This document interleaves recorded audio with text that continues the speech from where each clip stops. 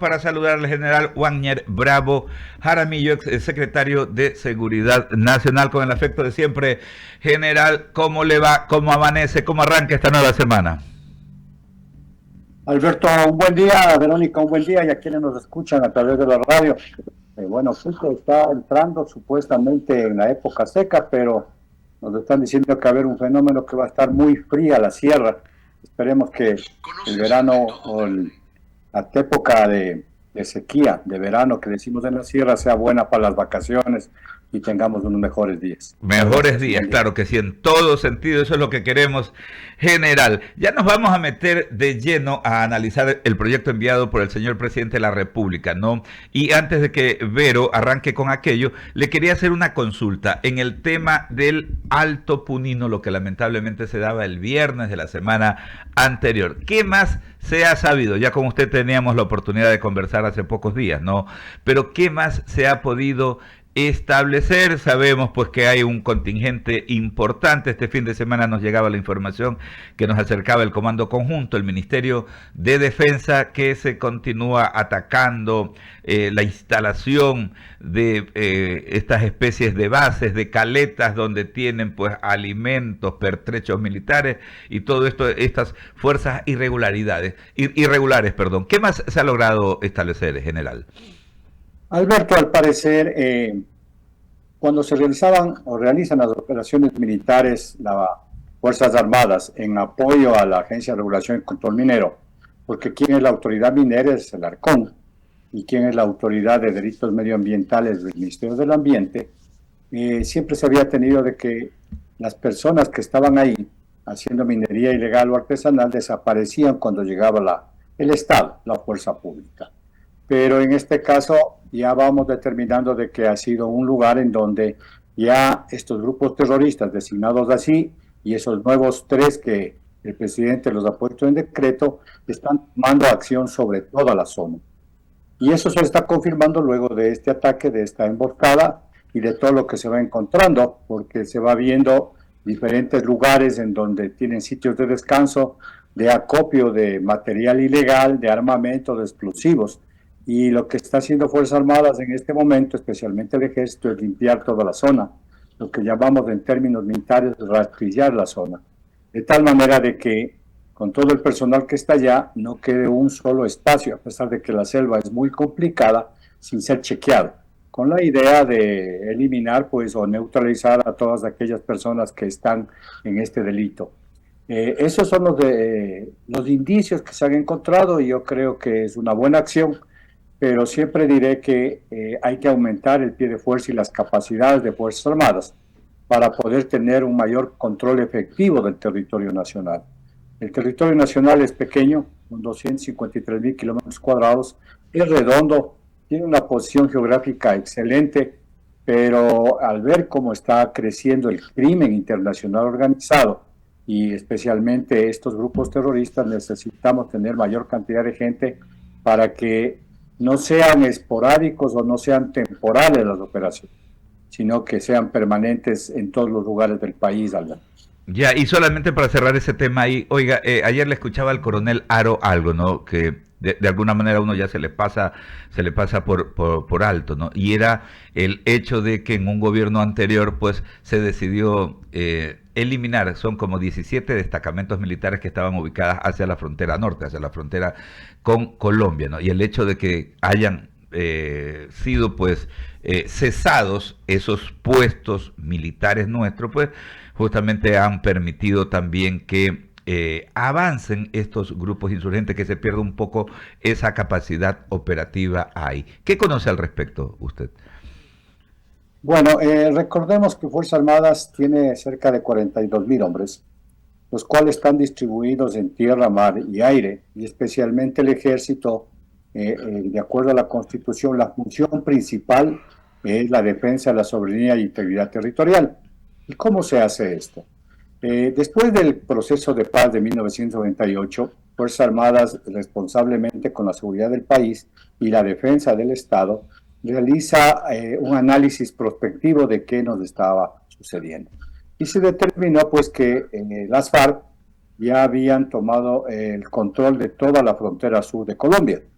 y por lo tanto se hace un redespliegue y una nueva apreciación de fuerzas y se pone el centro de gravedad que durante años estuvo hacia el sur por la amenaza que teníamos del conflicto internacional, hacia el norte.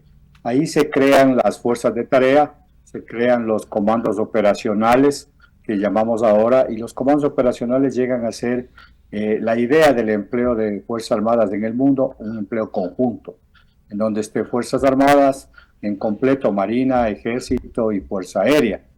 Y ahí se tiene las unidades adelantadas tipo brigada y tipo batallón. Y ellos, más cercano a la frontera, tienen los destacamentos militares. Destacamentos militares que han estado en forma permanente ahí. No conozco que se hayan levantado destacamentos de la frontera norte, más bien se han reforzado, pero es posible. Y yo puedo enumerar desde que tenemos el sector de Mataje, tenemos en el sector de Chical, Maldonado en el Carchi, tenemos Tufiño, tenemos el Carmelo, tenemos de la Bermeja, tenemos Cuembí y algunos destacamentos más. No sé si se han levantado, pero esa es la función que tienen los destacamentos, el permitir hacer soberanía desde la línea de frontera. Y es así que tenemos también en Tobar Donoso, yo fui comandante hace 20 años, 24 años, y creamos el destacamento de Tobar Donoso, creamos el destacamento de Chical, de Maldonado, precisamente porque están en la línea de frontera. ¿Qué hay que hacer ahí, Alberto? La línea de frontera, vamos a la provincia del Carchi, también en Esmeraldas, son ríos. El río Mataje, uno se cruza y no le llega al agua ni más arriba de la rodilla. Y en el sector del Carchi, en el sector del Fray Lojón, la frontera es una acequia que uno puede cruzar pegando un pequeño salto. Es difícil determinar porque así ha sido demarcada la frontera. Entonces, Fuerzas Armadas necesita estar desde el inicio de esas fronteras controlando para que se pueda permitir, como digo, la soberanía y evitar que haya especialmente tráfico de bienes y servicios, porque el resto de la frontera, excepto la provincia del Carchi, es selva. Y el poder tener un control efectivo de la frontera, necesitaríamos tener un hombre por cada metro cuadrado, que de paso también es una debilidad porque estos grupos no actúan individualmente. Por eso es lo que he pedido, que siempre se aumente el pie de fuerza. Pero yo creo que el ejército hace un control territorial bueno, a pesar de que hoy me parece que no se han levantado los destacamentos, posiblemente sí, no lo puedo confirmar, pero sí se ha debilitado ese control en frontera. ¿Por qué? Porque Fuerzas Armadas está cumpliendo, como dice la Constitución, con la protección de los derechos, libertades y garantías de los ecuatorianos, y comienza a hacer unas operaciones de apoyo a otras instituciones del Estado, como en el caso del Alto Punino, que es un apoyo al Arcón, porque quien debería hacer todo el operativo, si tuviera la capacidad, que no la tiene, es el Arcón. Correcto. Están las Fuerzas Armadas ahorita en el SNAI, es porque la institucionalidad y la habilidad del SNAI hace que haya como 7,000 hombres, de lo que yo conozco. Posiblemente estamos en el sistema aduanero, estamos apoyando la gestión de riesgos por los efectos del invierno. Eso hace que de una u otra forma, desde mi punto de vista, se haya debilitado la línea de frontera, y ahí viene otra vez el aumento de capacidades estratégicas y fundamentalmente, Alberto, con esto termino esta parte, que se fortalezcan las instituciones. Una institución que fue creada por Constitución y por ley, como el SNAI, debe cumplir su función.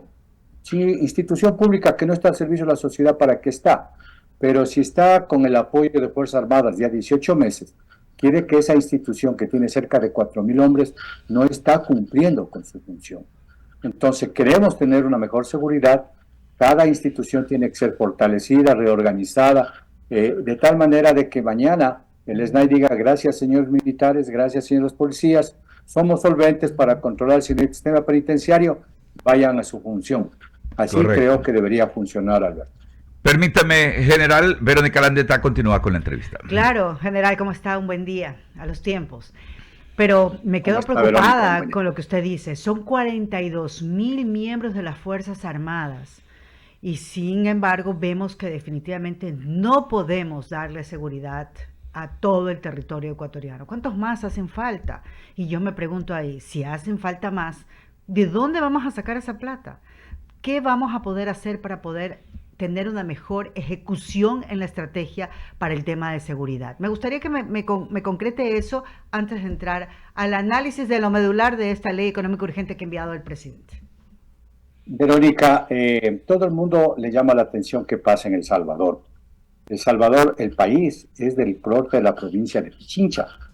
Es decir, de este a oeste, 4 horas y media en vehículo, y de norte a sur aproximadamente 3 horas y media. Así de pequeño. Y El Salvador tiene cerca de 40.000 hombres en pie de fuerza, de la fuerza pública, es decir, tiene la mitad policía y la mitad ejército. Yo con esos hombres para controlar la provincia de Pichincha, es decir, cerca de los 42.000 que tiene ahorita el ejército, fácilmente. ¿Qué pasó en Colombia? El pie de fuerza en la existencia de las FARC, que supuestamente cuando ya hicieron el proceso de paz, a pesar que hoy hay disidencias, no pasaban de 20.000 personas. FARC, FLN, el FL y algunos grupos terroristas que había en Colombia. Colombia llegó a tener un pie de fuerza de 450.000 hombres, que hasta ahora de una u otra forma no se han desmovilizado. Claro, Colombia es mucho más grande que nosotros, 5 veces más grande y mayor capacidad. Entonces, nosotros sí necesitamos, recordemos que en 1995, Fuerzas Armadas con el servicio militar obligatorio, que era obligatorio y nos permitía tener reservas frescas, porque el ciudadano que va al servicio militar obligatorio después de un año de entrenamiento militar sale con el grado de soldado y él pasa a ser parte de la reserva activa del Estado. Y por lo tanto, estos jóvenes que iban allá tenían la obligación de ser reservas. Y en 1995 creo que tuvimos cerca de 70.000, 80.000 hombres para la línea de frontera sur. Entonces, se quitó esa ley sin una visión prospectiva y siempre se dijo que es caro. Pero queremos seguridad, Verónica, hay que invertir.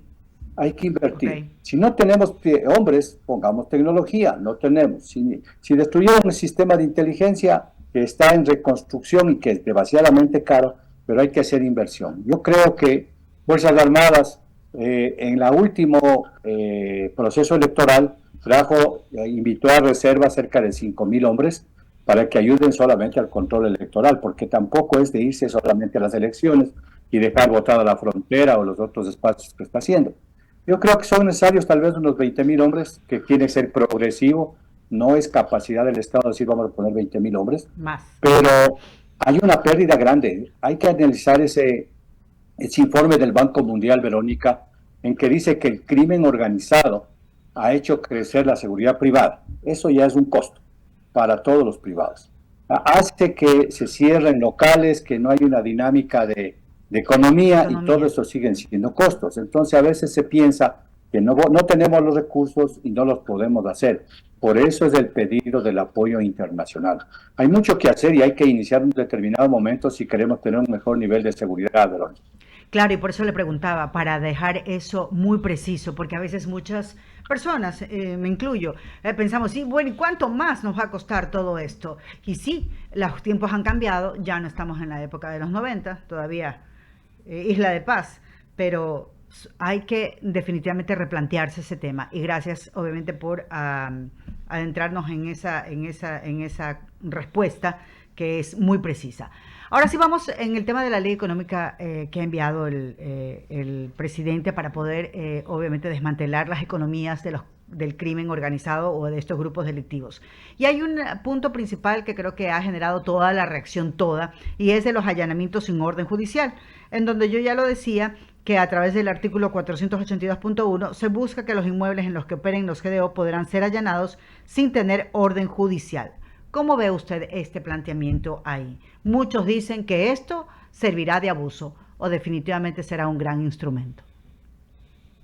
Verónica, cuando se pensaba después de que el presidente Lasso determinó de que no iba a negociar contra los delincuentes en noviembre del 2022, si no estoy mal, y se dijo que se va a utilizar toda la fuerza, se comenzó a pensar en lo que tenían Fuerzas Armadas, que era un manual de derecho operacional, que nos permitía actuar o le permite a las Fuerzas Armadas actuar dentro de la ley.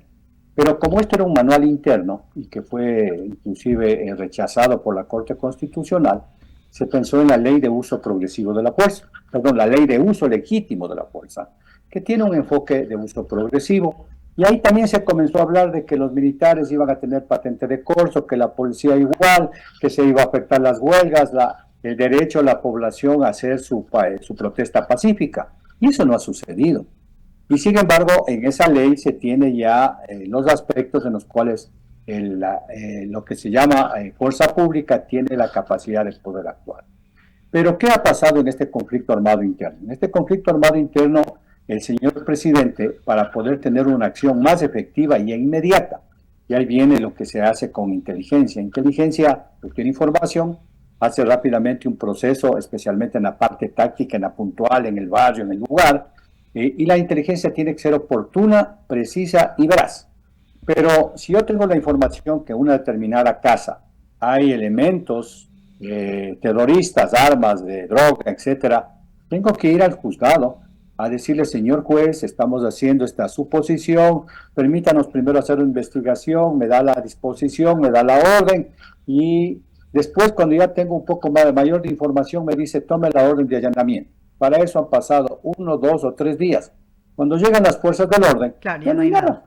Porque para mala suerte también los delincuentes que están mezclados en la ciudadanía obtienen información y dicen, vean, los militares, la policía, la judicial, los etcétera, van a venir. Claro, eso se ha obviado un poco, Verónica, con los estados de excepción. El estado de excepción concurre a ciertos derechos. Uno de ellos, la libertad de domicilio, y permite estos allanamientos. Me parece que con esta ley, el señor presidente evita sacar más estados de excepción que han sido tan cuestionados por todo el mundo, que solo vivimos de estado de excepción, pero permite una acción más eficaz. Ahora, ahí tendrán que haber procedimientos muy claros, muy definidos, para que no sean allanamientos por hacer allanamientos, sino que sea con una información precisa.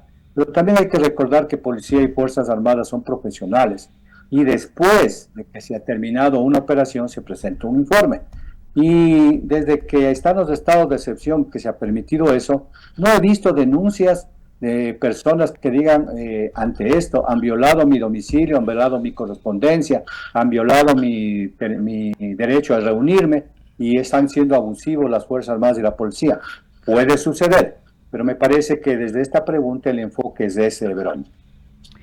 En definitiva, esta iniciativa que ha tenido pues el Ejecutivo de enviar a la Asamblea para su criterio realmente es un instrumento positivo que nos permitirá definitivamente pues ir allanando el tema de la lucha contra este crimen organizado, ¿o no? Verónica, yo creo que sí. Yo he hablado siempre, y ustedes me han escuchado, de un concepto de seguridad integral. Está declarado un conflicto interno armado, en donde el país debe movilizarse. No el gobierno, no el presidente, no Fuerzas Armadas, no la policía. Eso pasó igual hace 30 años, en el 95. Todos nos movilizamos. Y de una u otra forma, esta ley está atendiendo a dos aspectos fundamentales. Con el conflicto armado interno, lo que se ha hecho es detener y buscar neutralizar a los delincuentes. Pero por ahí hay un concepto de los objetivos de alto valor y mediano valor que ustedes han escuchado, claro, que son los cabecillas de estos grupos. Porque eliminado el cabecilla, el que planifica, el que tiene contactos con los carteles de la droga, el que tiene contacto con los que venden la droga, el que tiene contacto por donde supuestamente se exporta, y es capturado, eso medio desarma, porque no es total, estos grupos. Pero también hay que ir hacia aquellos que les financian, porque si ellos no tuvieran recursos, como bien lo dices tú, nos va a costar mucho la seguridad y no tenemos, por eso estamos con esta debilidad institucional. Si nosotros logramos desarticular las economías que les apoyan, estamos logrando dos cosas, quitando el cabecilla y quitando los recursos, y eso nos va a lograr una mejor acción.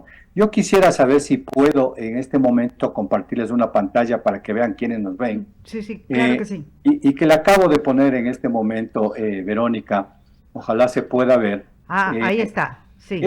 Esto está hablando, ya le abro, esto está hablando de el ecosistema de la minería ilegal. ¿cierto? Hay un ecosistema. En el punto izquierdo, en este punto izquierdo que ustedes ven ahí, hay un punto donde nace esta telaraña. Ese Ajá. punto es una sola persona que hace minería ilegal.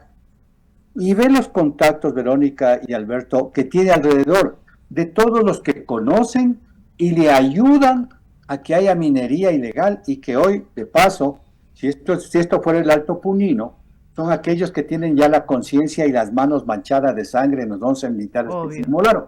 Entonces ahí está el que le vende el combustible, el de la tienda, el que le compra el oro, el que le vende el cianuro, el que le arregla la máquina, el que le vende la Todos. máquina, el que crea una empresa fantasma para lavar el dinero, etcétera, etcétera, etcétera.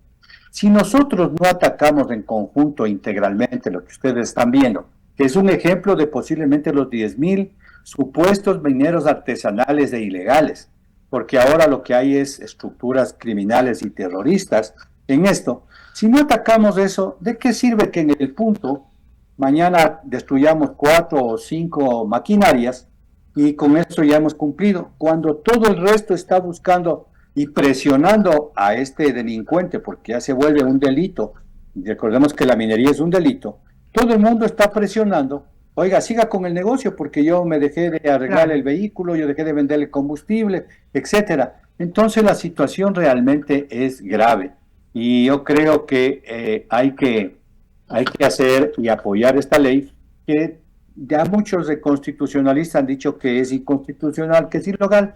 No interesa, no Claro. interesa. Hoy Así va a ir es. a la asamblea y ahí sí interesa. Ahí van a tener que tener los mejores expertos en todos los campos, penal, constitucional, derechos, etcétera, para sacar la mejor ley. Yo creo que va entrando el concepto de seguridad integral. Ojalá esta ley salga mejorada. Si es que hay eventos que son inconstitucionales, se lo solucione, pero creo que Claro que es muy sí. necesaria para no dejar solamente la lucha a los objetivos de alto valor, sino también a quienes les financian, a quienes lavan el dinero, etcétera. Inclusive ahí hay, me parece, incentivos tributarios de a quienes apoyan a lo que tú decías, que quiere hacer donaciones para las fuerzas de seguridad, también mejorar a aquellas personas y barrios que han sido afectados por la delincuencia para darles bono, para mejorar. Yo creo que hablan de la unidad de materia. La unidad de materia me parece que está centrada en la lucha contra el crimen organizado y la delincuencia común y la otra delincuencia internacional. Me parece interesante, yo creo que ya era momento, lo vengo pidiendo desde hace mucho tiempo que haya un concepto integral que nos involucre a todos, Verónica. Claro que sí, esperemos a ver cómo responde la Asamblea, el análisis de la Asamblea y cuál va a ser su postura, si constructiva o destructiva. Mil gracias de mi parte, General Wagner Bravo, por estas informaciones que también nos ha dado con respecto de lo que sucede con el crimen organizado aquí en el Ecuador. Alberto. Así Sí. es, Verónica, pidiéndole al pueblo ecuatoriano y a todos aquellos que tienen que involucrarse, hoy le están involucrando a la Asamblea, aprobemos lo mejor que seamos, tengamos ese concepto integral. Ustedes con esta entrevista están formando lo que dice la Constitución, cultura de seguridad. Espero, no soy técnico, no soy experto, simplemente doy mi opinión, que vayamos todos involucrándonos para que podamos de una u otra manera ir eliminando. Hace un momento, y con esto termino, en un canal informativo hablaban del robo de partes. Si los delincuentes comunes roban vehículos, destruyen las casas, las computadoras, si no hubiera quien robe, se les quita el negocio.